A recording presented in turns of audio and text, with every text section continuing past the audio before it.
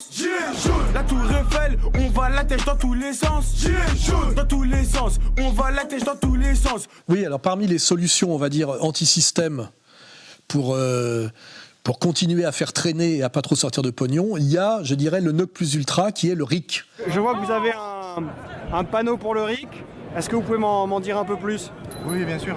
On est beaucoup plus pour la démocratie participative que représentative. La seule et simple raison, c'est que nos représentants ne sont pas assez honnêtes. Et donc il faut les contrôler. Et pour cela, on a besoin de droits abrogatoires et révocatoires. Là, pour les élus, c'est notamment révocatoire. Et il n'y a que le RIC comme solution non violente, pacifiste. Alors on va déjà commencer à rappeler que ce référendum d'initiative citoyen n'est pas une nouveauté, qu'il existe au fondement même, je dirais, de la Ve République de Gaulle, hein, c'est le référendum, la consultation du peuple par voie directe référendaire, hein, et que ça s'appelle d'ailleurs au départ, non pas RIC, mais RIP, c'est référendum d'initiative populaire. On voit bien que quand on glisse de populaire à citoyen, c'est déjà une intervention gauchiste, parce que populaire, ça amène à populiste, hein, donc c'est trop de droite. Donc le RIC, ça existe depuis longtemps, c'est le RIP. Je rappelle que c'est depuis très longtemps dans le programme du Front National. Première chose, je demande la modification de la Constitution sur la base de l'article 11 pour établir l'élargissement du référendum et le référendum d'initiative populaire pour rendre la parole au peuple, pour que le peuple puisse exprimer sa volonté, non, sur la Constitution, sur la possibilité d'établir des référendums de société et le référendum d'initiative populaire, c'est-à-dire court-circuiter en quelque sorte la classe politique et permettre aux Français, aux électeurs français de décider de leur sort. Et je pense qu'il serait quand même aussi temps de rendre hommage aux anciens. Je rappelle que Jean-Marie Le Pen, qui a 90 ans aujourd'hui, est quand même le doyen de la résistance au système, et que quand même il a... Quand on gomme la diabolisation médiatique, il est quand même celui qui, pendant des années, a incarné la colère légitime du peuple, hein, c'est-à-dire le populo manipulé et spolié, et la classe moyenne, c'est-à-dire ce qu'il faut assumer comme le poujadisme. N'oubliez pas que le poujadisme est un mouvement de petits commerçants à l'époque qui commençait à se faire ratiboiser par la grande surface. Hein. Donc j'en profite pour rappeler que il n'est pas très élégant, il n'est pas très moral de ne pas rendre hommage à Jean-Marie Le Pen à travers le mouvement des Gilets jaunes. Jean-Marie Le Pen a peut-être été, mérite peut-être le titre de premier Gilet jaune de France, historiquement.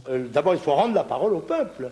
Parce que de toute évidence, le peuple n'a plus rien à voir dans cette espèce de cloaque nauséabond dans lequel pataugent nos hommes politiques, s'auto-amnistiant les uns les autres. La France n'a plus que le décor d'une démocratie, mais la réalité d'une dictature minable, la démocrature. Ou si vous voulez, la République.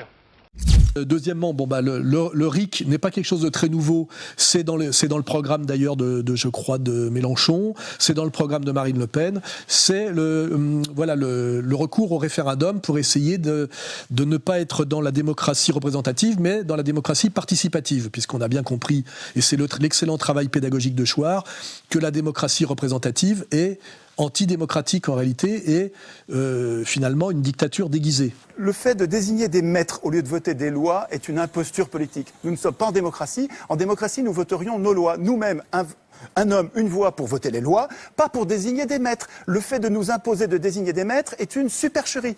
Ça donne un résultat plutocratique avec les riches qui dirigent depuis 200 ans. Donc, ce qui est intéressant à dire sur le RIC, c'est que le RIC, c'est en fait une discussion préalable sur les conditions de possibilité du RIC.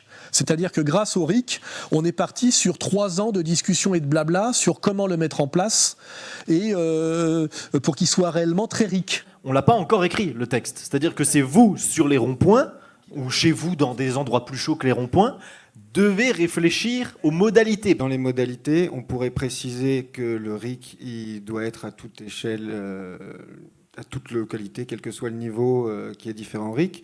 Ou alors on peut se contenter d'un RIC simple et de prendre quelques temps pour réfléchir, pour mettre en place des RIC à échelle locale qui fonctionnent peut-être différemment, avec des assemblées citoyennes. Donc moi, je rigole un peu sur le RIC, et ce que je remarque, c'est qu'aujourd'hui, absolument tout le monde est d'accord, même Éric Zemmour, et même moi. Le problème, c'est effectivement, quand le RIC. Et là, je crois que je dois faire ma remarque assez rapidement, c'est que pour qu'il y ait le RIC, il faut d'abord faire la révolution. Et la révolution, pour la faire, il faut l'imposer au pouvoir qui ne rendra pas le pouvoir. Et là, c'est là où je réponds à Chouard. C'est une discussion qu'on a depuis des années, lui et moi. C'est que le pouvoir ne va pas rendre le pouvoir parce qu'on lui aura bien expliqué qu'en réalité, il est illégitime et qu'il ne représente pas la vraie démocratie.